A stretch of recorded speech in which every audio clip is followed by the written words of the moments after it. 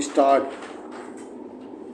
At the outset, I would like to say that the government and the members of the cabinet, the Honorable Finance Minister, myself and the Prime Minister have spent several sleepless nights on this problem almost from the time when we took over in 1992.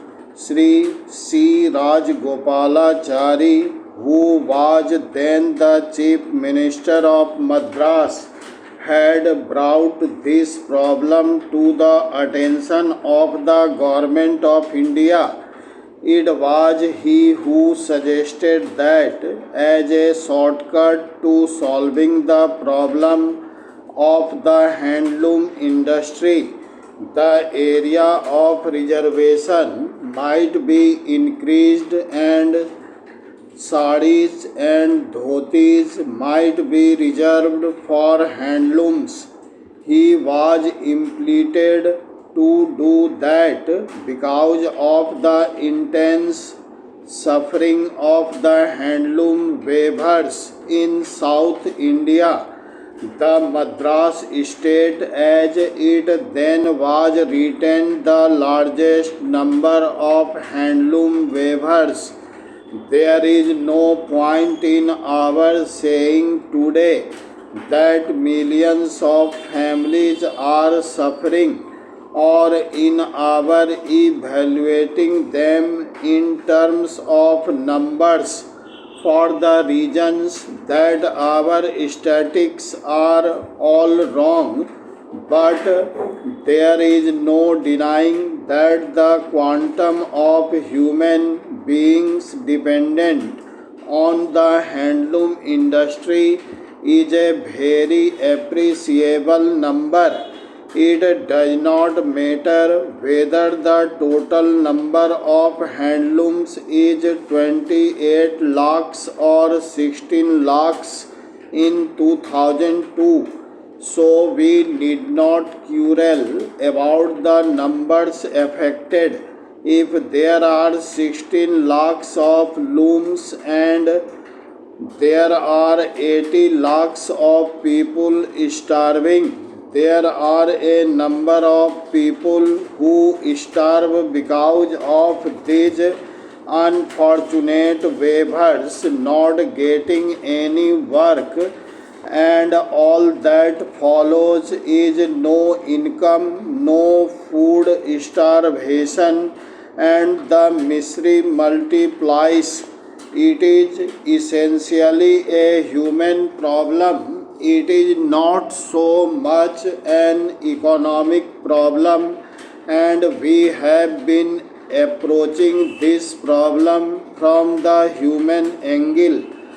It is no question of there being dispute in regard to what should be done for our unfortunate countrymen who are dependent for their sustenance on a particular type of living, on a particular type of economic activity which basically is unstable, but somehow or other it is the responsibility of every citizen of this country and of the government which the citizens have placed into power to see that misery is relieved. All the disputes that we had amongst ourselves, Mr. Rajagopalachari and the members of the central cabinet have been in regard to the methods that have to be adopted, whether an outright reservation would help Madras Parachine. In point of fact, it would not have helped Tamil Nadu because of various circumstances and the propriety of movement, which is an obligation that is laid on me as Commerce and Industry Ministry. We were able to indicate the railway administration that since the dhotis and sarees were available in plenty in South India, the priority need not be given for mill-made dhotis and sarees from Bombay and Ahmedabad. It must be considered that the reservation artificially effected by means of utilization or a correct utilization of priorities has given Tamil Nadu an advantage far above the reservation that we have achieved by laying an embargo on mills that they should not produce more than % of dhotis they produce in the past. So the picture is not all the same everywhere.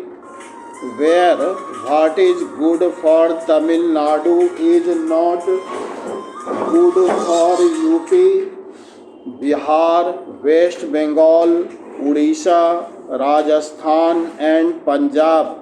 The net result of our restricting production of dhotis by mills in the initial stage had resulted in the prices of dhotis going up, because in many areas the handloom industry did not produce dhotis.